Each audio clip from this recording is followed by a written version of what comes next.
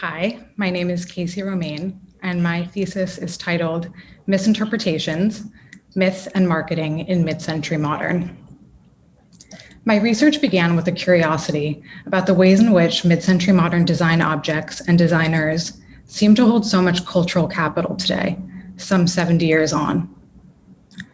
Whether through shelter magazines, design books, or advertising, over the past few years, I haven't stopped noticing the frequency with which mid-century modern seems to serve as a standard of good design, the kind of design that is valuable to know.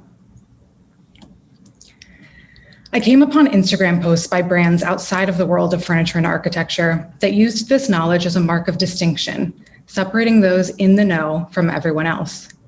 Like the use of an Eames book by this jewelry brand with the caption, "If you know, you know." Or an Instagram ad by Airbnb promoting a mid-century cabin, which Airbnb says is relaxed and playful enough to inspire even those who wouldn't know an original Saarinen womb chair if they sat in one.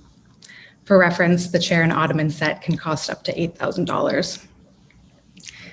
Digging through the written and visual documentation that makes up the narrative of mid-century modern in the United States, I found a tension between language and its meaning, between ideas and realities. And it was this tension that I wanted to follow, curious about what it might reveal about how cultural value is placed on certain things over others. The narrative began to feel like a myth, in which reality and fantasy were blended. Roland Barthes says that myth is a type of speech chosen by history. It cannot possibly evolve from the nature of things.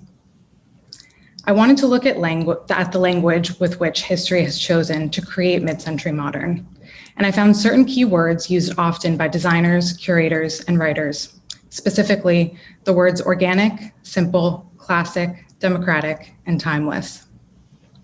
For the purpose of today, I'm just going to touch on these three.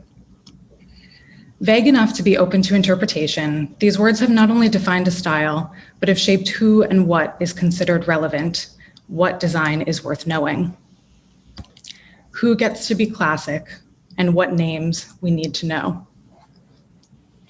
I was struck, though not surprised, to find a nostalgic conflation of mid-century design with the mid-20th century itself, as if aesthetically simple furniture could only have come from socially and politically simple reality.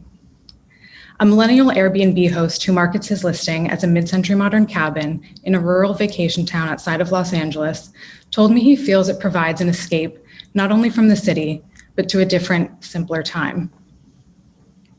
I found this echoed in design publications, like the introduction of a 2017 interior design book, in which the author also notes a nostalgia for a simpler, more gracious time. But what was simple? The designs, the restrictive housing covenants, the segregation. Merriam-Webster defines classic as having recognized value, being historically memorable or relating to the ancient Greeks and Romans. In the story of mid-century modern, the word or visual suggestions of the term come up often. This 1958 Herman Miller ad, reused in 2003, replaces orchestra members with chairs, literally elevating them above the conductor's height, thus raising the status of the objects to something more than just mere seats.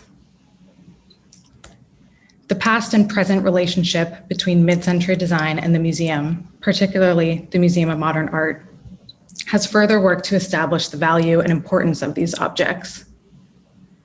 But this elevation has in many ways made this design hard to reach, in turn making design itself something that feels untouchable, requiring certain knowledge in order to grasp.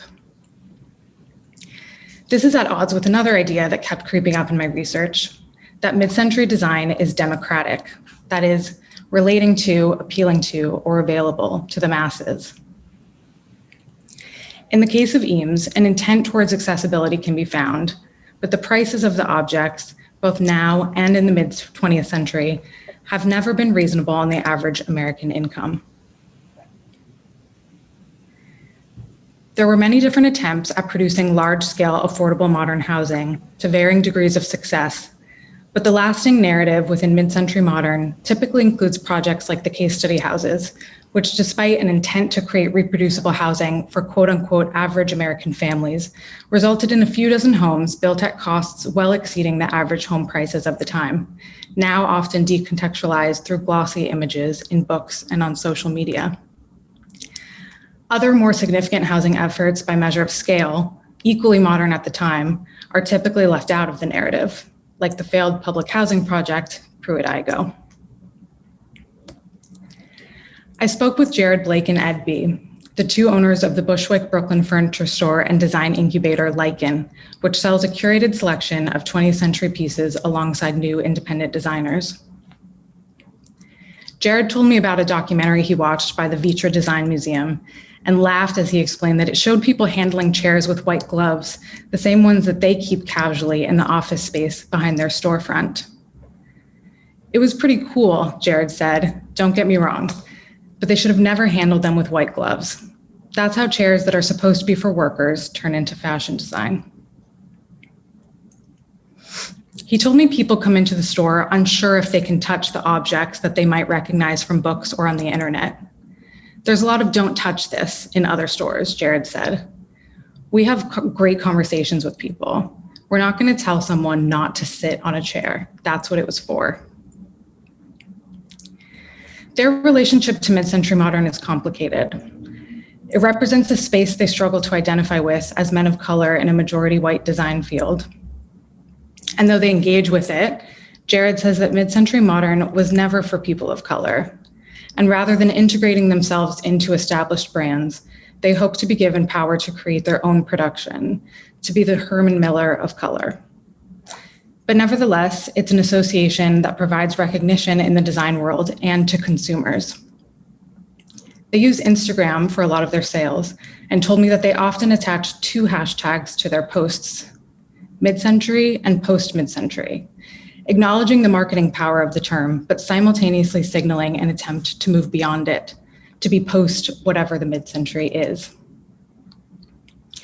Jared spoke about the future, about wanting to design a chair as a contribution to society, so that when they look back as old men, they can say that with all these books and all these old white guys with their mid-century stuff, we did it too. Maybe it will be post-mid-century, he said, or post-mid-century. It sucks that it even has to say mid-century at all. It's a future, he said, he can't find a name for that doesn't in some way exist in relation to the term. I guessed that Instagram might be playing a big part in strengthening a consistent, though maybe flawed narrative of this design history for current generations. The hashtag mid-century modern currently has 4.7 million posts, closely followed by the hashtag mid-century with 4.1 million. Many of the images looked familiar to what I had been exposed to, recognizable Palm Springs homes tinged with glamour. But I found other narratives aided by the platform. The account Hood Mid-Century Modern is a project by Gerald Cooper that began just about a year ago. Highlighting mid-century architecture in the Ohio neighborhood Cooper grew up in, it has since evolved and includes images ranging from apartments to churches to gas stations, opening up both the possibilities of what falls under the definition of mid-century modern design and who is able to identify with it, thus who is able to know. I see the language of mid-century modern as a starting point for recasting and reshaping the narrative that has been steeped in contradiction and exclusion. It's a narrative that has valued certain histories over others. But if mid-century modern continues to stay so relevant, its power distilled into a simple hashtag, how can it be reshaped to widen its lens? If we change the language, visual and verbal, we may be able to broaden the definition of what design is and can be, and what histories we tell through our objects and spaces. This project was also a starting point for further research and writing I hope to do and conversations I hope to have. So if you'd like to speak to me about any of this, feel free to reach out. Thank you.